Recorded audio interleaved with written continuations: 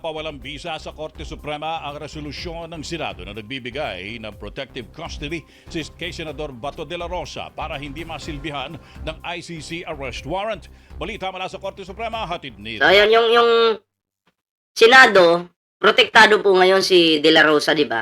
So, pinawawalang bisa po. Okay?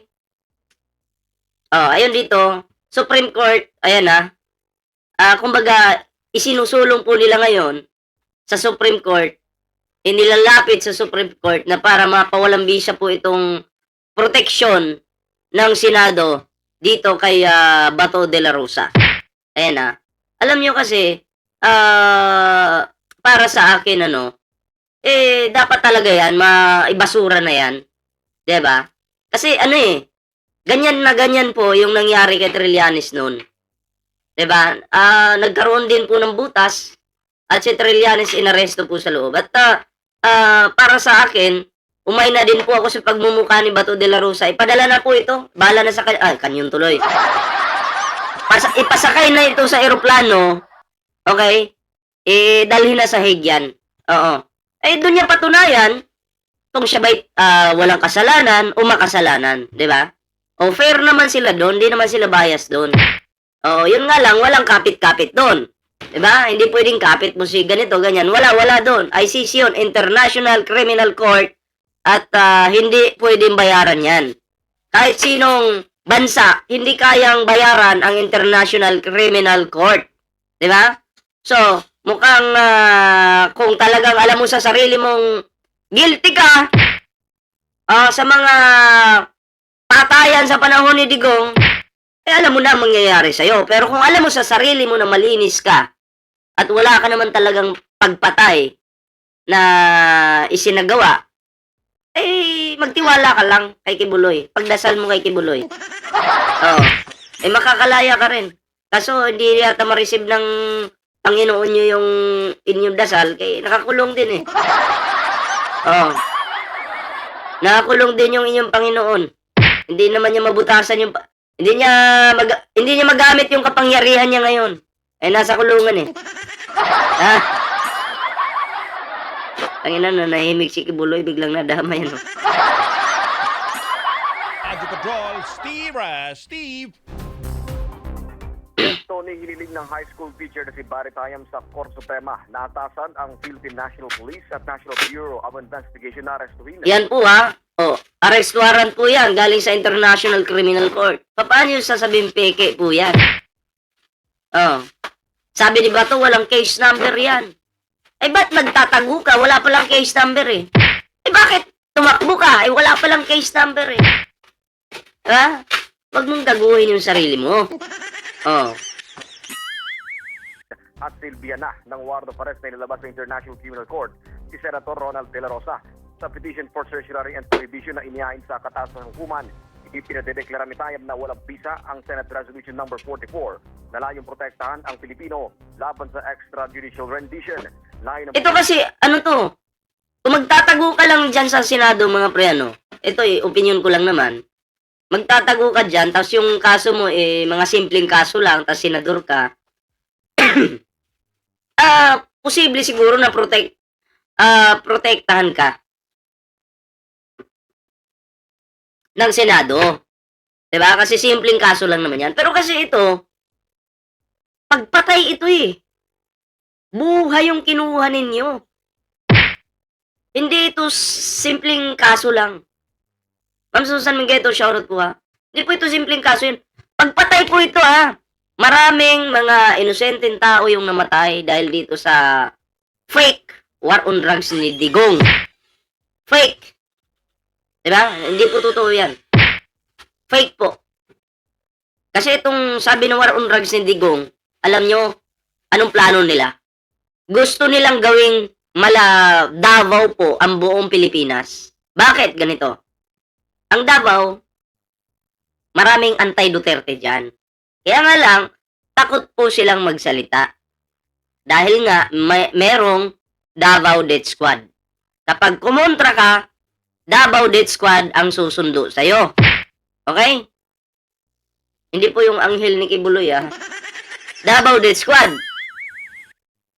si Digong nung naging Pangulo, ang naisipan niyan, gawin ko itong mga patayan gayahin ko ito. I mean, ipa-spread ko, no? Yung pagpatay sa buong Pilipinas. Na para bang Davao na nangyayari, minsan sa isang linggo may 2 patay, ganyan. Ang tumira nun, Davao Death Squad. So, ang ginawa ni Digong, buong Pilipinas, ginawa niyang yung, kunyari, may war on drugs, pero fake po yun Kunyari, itong taong ito nanlaban. So, way po yun ni Digong para takutin po ang mga Pilipino. Para hindi na po magsalita about sa kanila. Dahil pag nangyari po yun, magiging kontrolado po nila ang buong Pilipinas. Sila at pamilya na lang nila ang hahawak. Gets nyo po yun? Parang Davao City. Puro lang papalit-palit lang. Sila lang mayor dyan. Subukan mo tumakbo ng mayor sa Davao. Pag-iinitan ka nila. Diba? Mamamatay ka dun. Kasi sila yung kontrolado nila yung Davao So yun po yung gusto nilang mangyari sa Pilipinas. Diba? Na maging katulad ng Davao. Kaso pumalpak si Digong, akala niya kaya niya lahat Akala mo kaya mo. Hindi. Diyan ka nagkamali. Pinadala ka tuloy sa Hague. Isulitayan natanggalan ng kapangyarihan ng Senado na kupkupin siya at dapat lang kanyang harapin ng senador ang kanyang kasalanan. Hindi po kayo masasabing inosente kayo kung takbo kayo ng takbo or tago kayo ng tago. Hindi talaga pwedeng tago ka ng tago, TNT. Ang pagtatago mo, sign of guilt yan. Ilang buwan ka nagtago? Wala pa lang silbi yung warrant. Bakit absent ka? Unayan niyo po sa korte na kayo po ay walang kasalanan. At the same time, di ba gusto mo nang makasama si Tatay Digong? Di ito na yung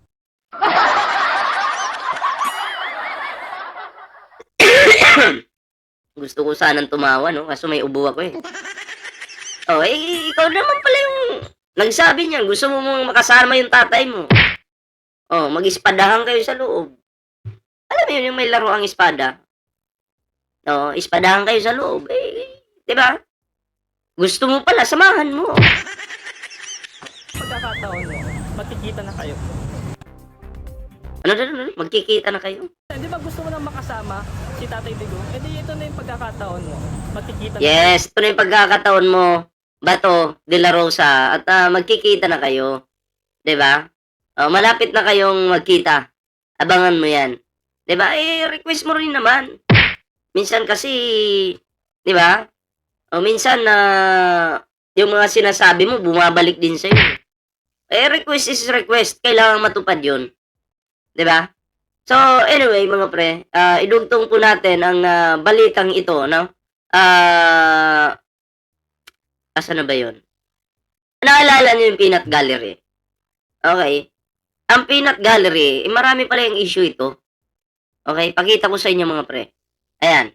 Ayon dito kay Matibag mga pre, other government official also approach NBI over blackmailing. So, marami po palang may mga iilan po palang government official na di umano'y posibleng kinikikilan din po nitong Peanut Gallery na to. 'Di ba?